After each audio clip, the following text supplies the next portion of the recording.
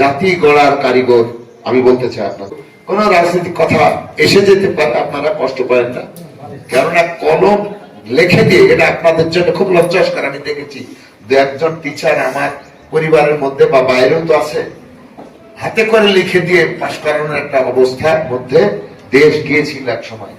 তাতে শিক্ষার একটি ছেলে নিজের বানান, নামের বানানটা ইংলিশে লিখতে পারে, এই অবস্থায় ছিল। আপনার কিন্তু দয়া করে কষ্ট পাবেন না, আবার অনুরোধ করছি, কেননা দল মতের ঊর্ধ্বে তো এই প্রতিষ্ঠানটা, তাই না?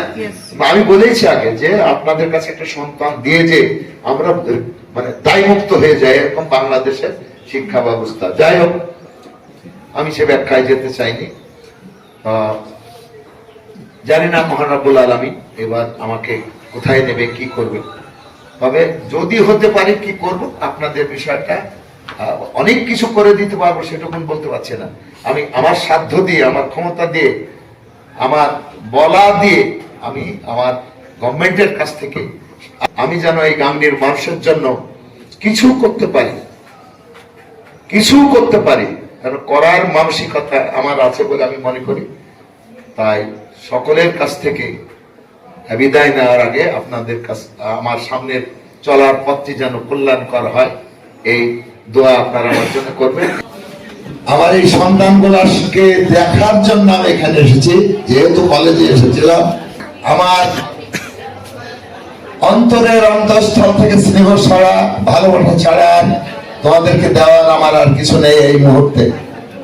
জানি না যে অবস্থায়, যে পরিবেশের মধ্যে দিয়ে আমি এখন ধানের শীষের টিকিট পেয়ে নির্বাচন করার জন্য সময় পার করছি। তফসিল ঘোষণা হয়নি, তোমরা সকলেই জানো। তফসিল ঘোষণা হলে নির্বাচন শুরু হবে। সেই নির্বাচনে যদি আমি এমপি হতে পারি, আমার দল যদি ক্ষমতায় যেতে পারে, তাহলে পরে শিক্ষা ব্যবস্থাকে পরিবর্তন করে তোমাদের শিক্ষায় আরো অগ্রগতি যেন সামনের দিকে যায়, এই প্রতিষ্ঠানের উন্নয়নের পরিধারা যেন বাড়তে পারে। তবে লেখাপড়া, তারপরে সামাজিকতা, রাজনীতি সবকিছু কিন্তু লেখাপড়া মানে পরপর, লেখাপড়ার আগে কিন্তু কিছু না। সেই ক্ষেত্রে আপনাদের সবাইকে ভালোভাবে লেখাপড়া করার আহ্বান রাখছি।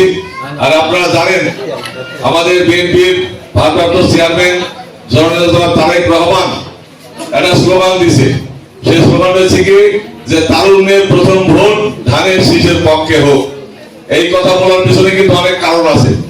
আমরা দীর্ঘ 17 বছর একটা ফ্যাসিস্ট সরকারের অধীনে ছিলাম। আপনারা জানেন যে এই 17 বছরে কেউ তাদের ভোটাধিকার প্রয়োগ করতে পারেনি। অনেকেই, আপনারা তো নতুন ভোটার, অনেক পুরাতন ভোটার যারা 17 বছর ভোট দিতে পারেনি। এই কারণেই তারেক রহমান সাহেব, বিএনপির ভারপ্রাপ্ত চেয়ারম্যান তারেক রহমান সাহেব একটা স্লোগান দিয়েছে যে তারুণ্যের প্রথম ভোট ধানের শীষের পক্ষে। ঠিক আছে সবাই?